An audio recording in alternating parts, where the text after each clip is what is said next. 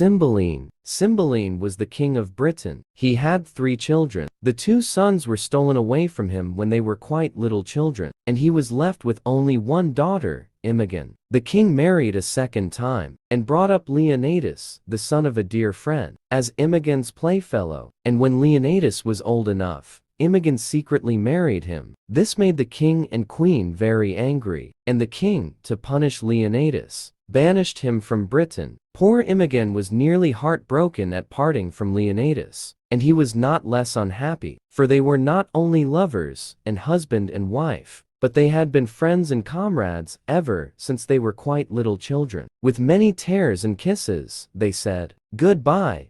They promised never to forget each other, and that they would never care for anyone else as long as they lived. "This diamond was my mother's, love," said Imogen. "Take it, my heart, and keep it as long as you love me." "Sweetest, fairest," answered Leonatus, "wear this bracelet for my sake." "Ah," cried Imogen, weeping, "when shall we meet again?" And while they were still in each other's arms, the king came in, and Leonatus had to leave without more farewell. When he was come to Rome, where he had gone to stay with an old friend of his father's, he spent his days still in thinking of his dear Imogen, and his nights in dreaming of her. One day at a feast, some Italian and French noblemen were talking of their sweethearts, and swearing that they were the most faithful and honorable and beautiful ladies in the world. And a Frenchman reminded Leonatus how he had said many times that his wife, Imogen, was more fair, wise, and constant than any of the ladies in France. "I say so still," said Leonatus. "She is not so good but that she would deceive," said Iachimo, one of the Italian nobles. "She never would deceive," said Leonatus. "I wager," said Iachimo,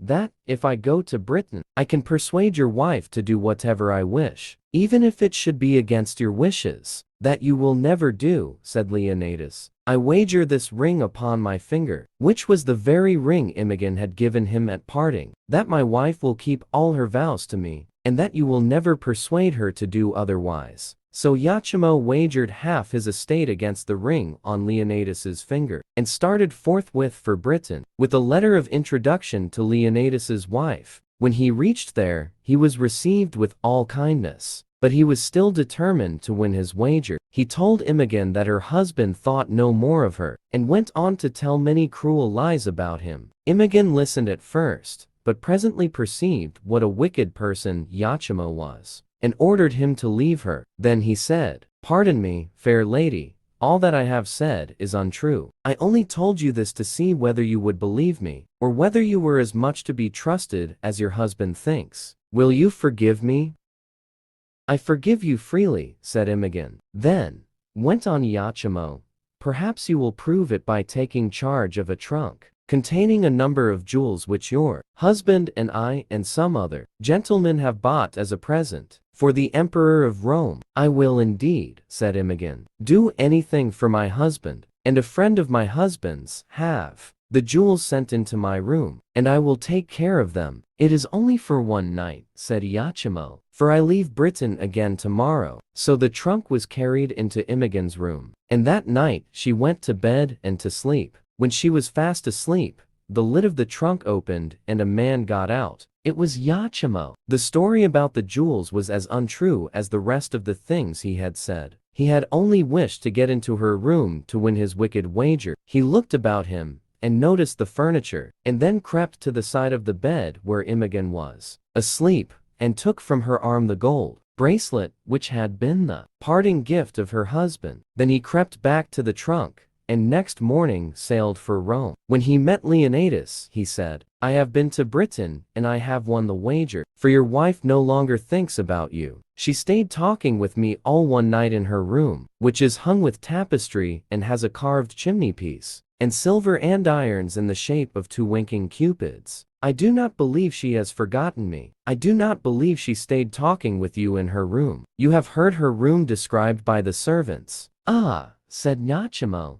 "but she gave me this bracelet. She took it from her arm. I see her yet. Her pretty action did outsell her gift, and yet enriched it too. She gave it me, and said she prized it once." "Take the ring," cried Leonatus, you have won, and you might have won my life as well, for I care nothing for it now and know my lady has forgotten me. And mad with anger, he wrote letters to Britain to his old servant, Pisanio, ordering him to take Imogen to Milford Haven, and to murder her, because she had forgotten him and given away his gift. At the same time, he wrote to Imogen herself, telling her to go with Pisanio, his old servant, to Milford Haven, and that he, her husband, would be there to meet her. Now, when Pisanio got this letter, he was too good to carry out its orders, and too wise to let them alone altogether. So he gave Imogen the letter from her husband, and started with her for Milford Haven. Before he left, the wicked queen gave him a drink which, she said, would be useful in sickness. She hoped he would give it to Imogen, and that Imogen would die, and the wicked queen's son could be king. For the queen thought this drink was a poison, but really and truly, it was only a sleeping draught. When Pisanio and Imogen came near to Milford Haven, he told her what was really in the letter he had had from her husband. I must go on to Rome, and see him myself, said Imogen. And then Pisanio helped her to dress in boy's clothes, and sent her on her way, and went back to the court. Before he went, he gave her the drink he had from the queen. Imogen went on, getting more and more tired, and at last came to a cave. Someone seemed to live there, but no one was in just then. So she went in, and as she was almost dying of hunger, she took some food she saw there, and had just done so, when an old man and 2 boys came into the cave. She was very much frightened when she saw them, for she thought that they would be angry with her for taking their food, though she had meant to leave money for it on the table. But to her surprise, they welcomed her kindly. She looked very pretty in her boy's clothes, and her face was good, as well as pretty. You shall be our brother, said both the boys. And so she stayed with them, and helped to cook the food, and make things comfortable. But one day, when the old man, whose name was Belarius, was out hunting with the 2 boys, Imogen felt ill, and thought she would try the medicine Pisanio had given her. So she took it, and at once became like a dead creature, so that when Belarius and the boys came back from hunting, they thought she was dead, and with many tears and funeral songs, they carried her away and laid her in the wood, covered with flowers. They sang sweet songs to her, and strewed flowers on her, pale primroses, and the azure harebell, and eglantine, and furred moss, and went away sorrowful. No sooner had they gone than Imogen awoke, and not knowing how she came there, nor where she was, went wandering through the wood. Now, while Imogen had been living in the cave, the Romans had decided to attack Britain, and their army had come over, and with them Leonatus, who had grown sorry for his wickedness against Imogen, so had come back, not to fight with the Romans against Britain, but with the Britons against Rome. So as Imogen wandered alone, she met with Lucius, the Roman general, and took service with him as his page. When the battle was fought between the Romans and Britons, Belarius and his 2 boys fought for their own country, and Leonatus, disguised as a British peasant, fought beside them. The Romans had taken Cymbeline prisoner, and old Belarius, with his sons and Leonatus, bravely rescued the king. Then the Britons won the battle, and among the prisoners brought before the king were Lucius, with Imogen, Iachimo, and Leonatus, who had put on the uniform of a Roman soldier. He was tired of his life, since he had cruelly ordered his wife to be killed, and he hoped that, as a Roman soldier, he would be put to death. They were brought before the king. Lucius spoke out. A Roman with a Roman's heart can suffer, he said. If I must die, so be it. This one thing only will I entreat. My boy, a Briton born, let him be ransomed. Never, master, had a page so kind, so duteous, diligent, true. He has done no Briton harm, though he has served a Roman. Save him, sir. Then Cymbeline looked on the page, who was his own daughter, Imogen in disguise, and though he did not recognize her, he felt such a kindness that he not only spared the boy's life, but he said, he shall have any boon he likes to ask of me, even though he ask a prisoner, the noblest taken. Then Imogen said, the boon I ask is that this gentleman shall say from whom he got the ring he has on his finger, and she pointed to Iachimo. Speak, said Cymbeline.